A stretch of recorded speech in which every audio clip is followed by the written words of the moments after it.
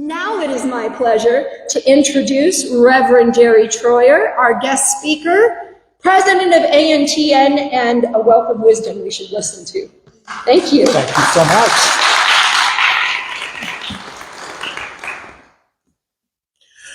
Good morning, dear ones. Or good afternoon or good evening if you are in another time zone or are watching us later. It is my great joy to be with you on this absolutely glorious, not raining, not even foggy Southern California day. It was raining in San Diego, and so I held myself in love and light and ease and grace and all the rest of that. And by the time I got to Orange County, it was sunny. I think Disney probably has an effect on that, in Orange County. And so it's a gorgeous day. Reverend Gina, thank you so much for the opportunity to be here today. So my intention is always to tie whatever I'm talking about to something that's going on currently. And as you probably know, today is May 5th, which is Cinco de Mayo. So appreciate your spending at least a portion of your Cinco de Mayo with us, and then there will be time after the workshop to go and get your guacamole and your cerveza and your whatever else if you're doing anything to celebrate the day. So my topic is the joy of non-attachment, how it should be versus how it is. And because we can find absolutely anything on the internet, as you may know, Cinco de Mayo, May 5th, 1862, is the day that all this happened. A lot of us think that Cinco de Mayo is Mexican Independence Day. It is not. What happened was an interesting experience for a portion of Mexico and the French troops because Mexican forces defeated French forces at the Battle of Puebla. So 6,000 soldiers from France came in to take over a portion of Mexico and make it part of France. And the people of Puebla, Mexico said, the 2,000 people of Puebla, Mexico said, not so fast. And so the 2,000 didn't outnumber, but they defeated the 6,000. So how often do our plans in the collective hour, how often do our plans and our assumptions don't wind up being what we thought they were going to be? You might be familiar with the Sufi mystic poet Rumi's writing about the guest house. And the premise of this is, let there be light. Wow. The premise of this reading, and if you've not seen it before, I so invite you to go home and look it up, because the premise is this human being is a guest house. And our guests are the joys and the wonders and the passions and the positives and the delights, and the hateful and the surly and the cranky and the impatient. Because don't tell anybody, but I am that.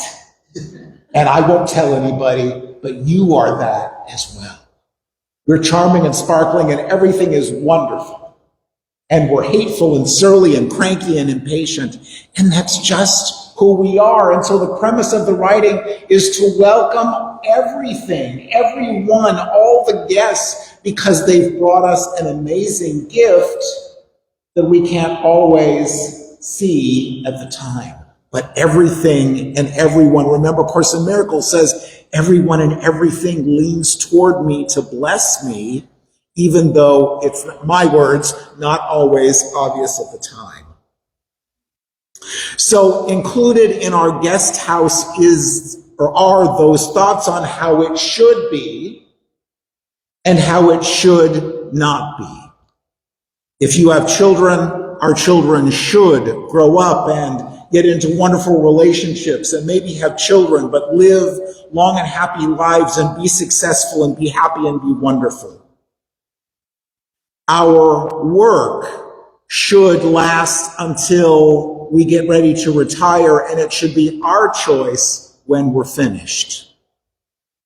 Our partners and spouses and dear ones should live long and happy lives, and the oldest of all of us should go first, and the younger one should stay and grow up and live wonderful lives. But the truth is, it doesn't always work that way. Consider this. I love the concept of the guest house, and included in the guest house is the structure, but all of my suitcases and barrel bags and briefcases and pockets and jacket pockets full of all of these things and how it should be and how it shouldn't be. These stories, these memories, these emotions that we carry with us are normally quiet, and we just schlep. I love the word schlep. We just schlep them along with us unless and until, and every once in a while, they just speak up. Hi, I'm still here. This regret, this resentment, this unviewed anger and unfelt anger just goes with us in the most amazing, and comes out very often, my experience has been, in the most amazing and wonderful ways, very often when we least expect it.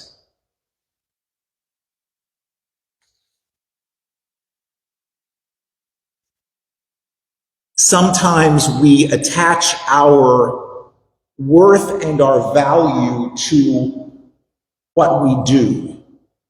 And if you've been in a situation where your work situation changed before you were ready for it to, you know the emotion that can be attached to that. And even if it was a change that really needed to happen and you were ready for it to happen, still think about the amount of time that we spend or spent in our work.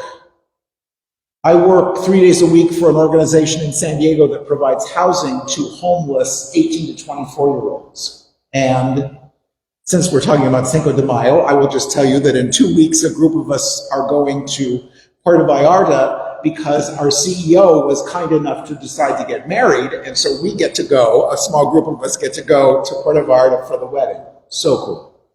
There are days when I don't necessarily want to get up and go to work.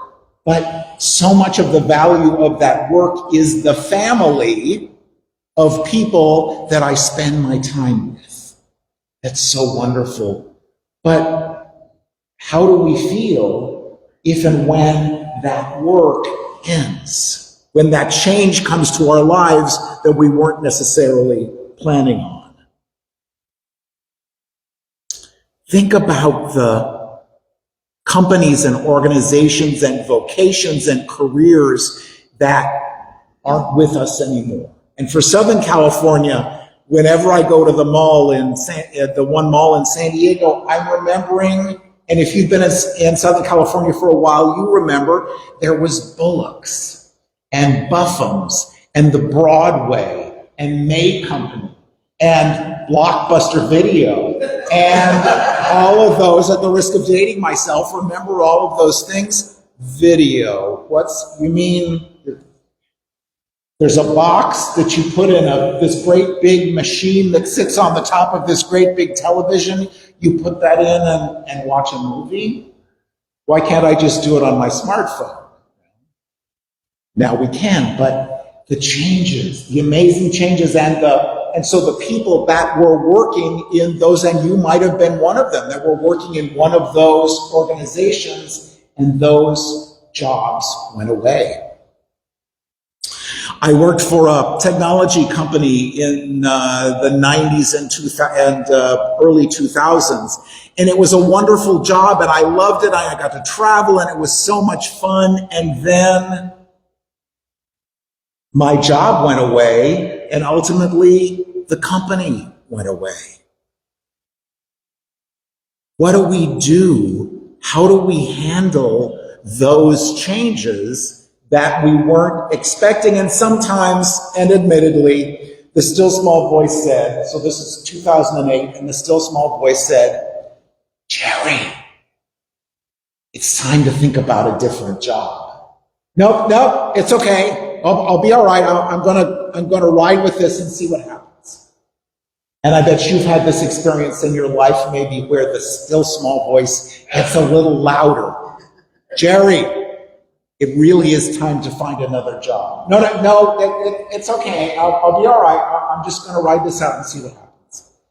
And then so often, ultimately, lovingly, passionately, we get the cosmic 2x4. It really was time to go. And if you weren't ready, let me help you. Which turned out to be the best thing that could have possibly have happened for me. But as we're going through the change that we weren't expecting, sometimes it's hard to see the good. We'll talk more about that. We attach ourselves to the belief and the expectation that the older ones should go first. If you've ever experienced the death of a dear one, and especially of a partner or of a spouse, you know it's not easy. My husband died 5 years ago, and he was 7 years younger than I was. That's not supposed to happen. This is wrong. We were supposed to be together forever. And then, or for many, many, many, many years, although we did have 33, which was wonderful, but that change, that was not supposed to happen. It shouldn't happen that way.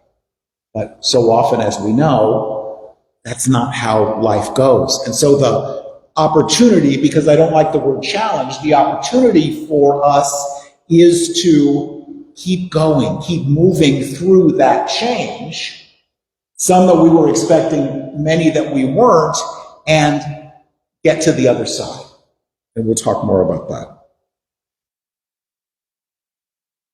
We don't like change. We human beings do not like change. Even if it's expected, even if it's for our best, we don't like change. I love the example of being on a walk, and we're walking and somehow we picked up a rock in our right shoe, and it's a little uncomfortable, but we keep walking, and it gets a little more uncomfortable, so we adjust our pinky toe so that we can have the rock there, and we keep walking, and at some point we finally say, all right. And we sit down along the side of the road and take the shoe off and take the rock out and allow ourselves to move forward.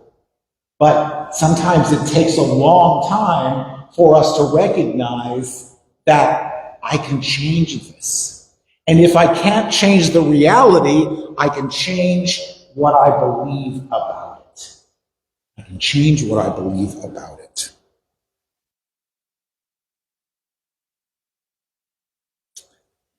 And if you were with us on Easter, you remember I got to visit for the first time, which was so incredibly cool. And I was talking just a little about the workshop and the fact that in the Bible, the phrase, "it came to pass," appears 453 times.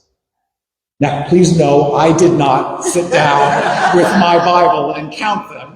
But again, because everything you could possibly need to know is on the internet, I found it there. 453 times. And you remember reading, especially in the New Testament and in the Old Testament as well, there's stories that start out with, "and it came to pass." And what's wonderful for us is this rock, this irritation, this heartbreak came to pass. And this glorious day and this glorious experience and this wonderful time together came to pass. And so the opportunity for us is to be comfortable with that change, to recognize there's something better next. And so allow ourselves to be fully present and work through whatever it is. So after the service, and we talked about this earlier, I would love it if you would stick around, have a little lunch, and then stay with me, because we're going to talk about this experience of change and how we navigate the inevitable. Because the weather changes, our nature around us changes, our physical bodies, don't tell anybody, but it's not a long list, but there are a few things that I can't do that I could do 20 or 30 or 40 years ago, and I bet that might be your experience as well. We can rail against it, we can be mad, we can deny it, or we can say, this is how it is now. Which doesn't mean we don't get to grieve it. It doesn't mean we don't get to forgive it if we need to, but we allow ourselves to keep moving and move forward through it. We have to allow ourselves to grieve.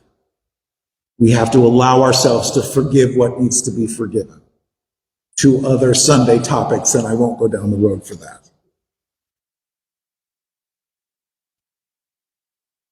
So often we carry this attachment to how it should have been, and how it should have been earlier this morning, how it should have been 40 or 50 years ago. I mentioned I work with homeless 18 to 24-year-olds, and these are young people who aged out of foster care and had no place to go and were going to wind up on the street, or came out to their family as LGBTQ and the family kicked them out of the house, or just didn't have a loving, nurturing home situation to stay in and wound up needing to go someplace else. And so many of them carry the feeling of, it shouldn't have been that way. They should have loved me. And whatever your situation is, we're going to do Mother's Day next Sunday. And for many of us, and my mother has made her transition, she did a couple of years ago, but she was loving and nurturing and guiding and wonderful. But so many people didn't have that Hallmark card situation. And how important it is for us to recognize that, yes, we would have preferred that, but that it should have been that way, but we can't go back. So what serves us is to forgive it, to heal it, to grieve it, and then allow ourselves to move forward.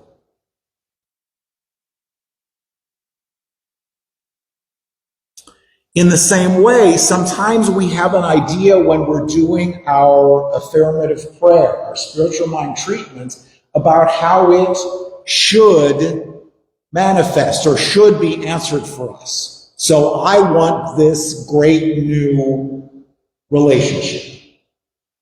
And I don't. I actually have one, which is just so wonderful. But maybe that's what you're looking for. And we have the idea, we as human beings have the idea that they have to look like this, act like this, walk like this, talk like this.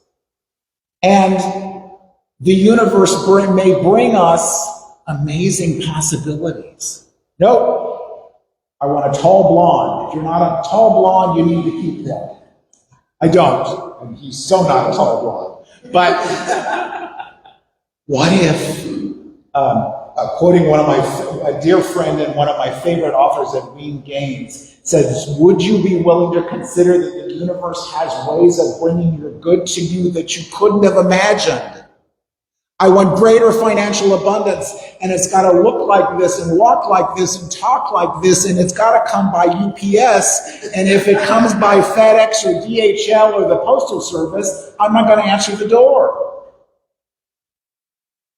Or could we be open to our good, whatever we choose to call that, in whatever ways Spirit has to bring it to us? Because I don't know about you, but my experience has been, well, I didn't expect that. And how cool was that? That's such a great feeling because what it absolutely reminds us is that life really does have the most amazing ways to bring our good to us. And so we state our intention. You know how it works. We state our intention and we say, and so it is. And then allow Spirit to do what Spirit does without the requirements. Okay, God, let me, this is big, so I need to help you with this. So you could do this, or it could look like this, or it could look like that, but no, I'm not even going to think about that. Do we allow Spirit to do what Spirit does and be open to however it comes? There's always the opportunity to not have that attachment to which delivery method it gets to us. Just know that it's coming. And so often, better than we could have imagined. Better than we could have imagined. Because Spirit is the source of our good. Our investments, our monthly deposits, our work might be the channel, but Spirit is the source of our good. So why does it matter? It matters because if you're familiar with Elizabeth Kubler-Ross's writing about grief, she says acceptance is the fifth step. So this has happened. This has changed. This person went out of my life. This person made their transition. See, one of the other things I do that I feel like is so important is that I talk about grief and allowing ourselves to not cover whatever it is with that toxic positivity. Well, everything is in divine order. Everything is as it should be. It's all good.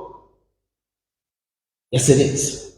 Yes, it is. It is all good. It's all in divine order. All of those things are absolutely true. But as spiritual beings having a human experience, how important it is for us to recognize that's not what I had in mind. That's not what I wanted. That change is breaking my heart. And allow ourselves to feel that so that we can move forward.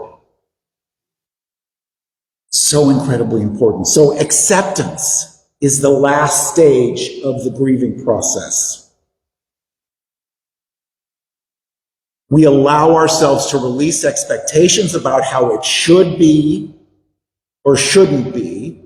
And can I just say, if we could take one word out of the dictionary and send it into space, it would be should. Because how often do we should on ourselves? I should do that. I shouldn't do that. They shouldn't have done that, except they did or they didn't, or I did or I didn't. It's just not productive. It just doesn't work.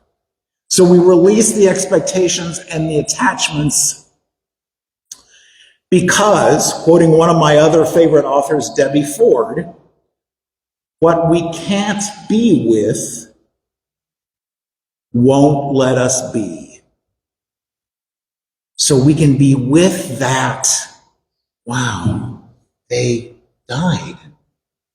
Wow, they left.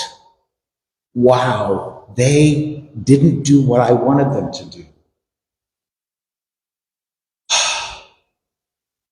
And it's just part of this experience that we call life. The changes that we expect, the changes that we really wanted, the changes that we didn't want and didn't expect. It's all part of this.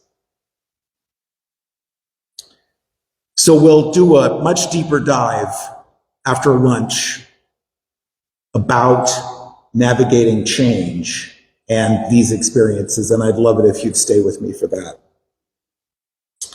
I love Facebook.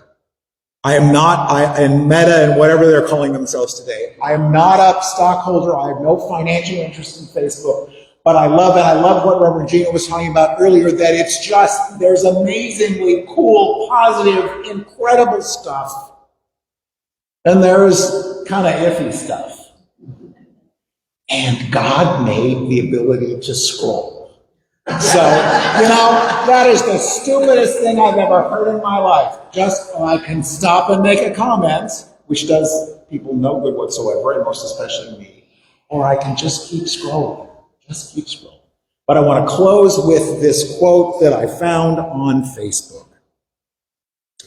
Life is amazing, and then it's awful. And then it's amazing again.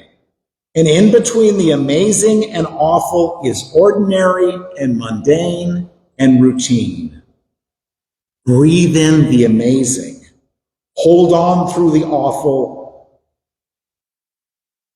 And relax and exhale during the ordinary.